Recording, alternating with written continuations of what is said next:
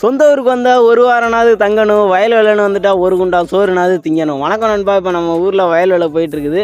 இந்த வயலில் கடுமையாக உழைச்சிட்டு இங்கே சோறு திங்க வரையில் இருக்கிற நிம்மதி இருக்கே, 10 நாள் ஆனால் பழைய கஞ்சியை குடித்தா கூட தலப்பாக்கட்டி பிரியாணி திங்கிற மாதிரி அவ்வளோ ஒரு டேஸ்ட்டாக இருக்கும். ஆனால் நம்ம இப்போ சாப்பிட போகிறதா சாம்பார் தான். அது ரசியம். இந்த சாம்பாரில் என்ன ஒரு ஸ்பெஷலிஸ்ட்னா, நம்ம அம்மா நமக்காக முட்டையெல்லாம் சாம்பாரில் போட்டிருக்காங்க.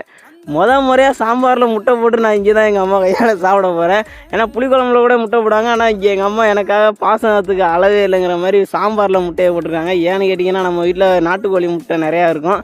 அதில் அப்படியே சோறு வயலில் அதை அவிச்சு இதில் போட்டாங்க. நம்மளும் வயலில் இந்த நடவு வேலை போய்ட்டுருக்கா.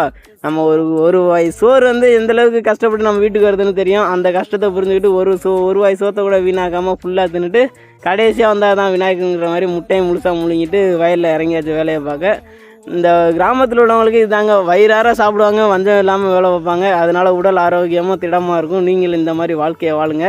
இப்போ நம்ம இன்னும் ஒரு வாரத்துக்கு இந்த மாதிரி வயல் வீடியோக்கள் தான் வரும்.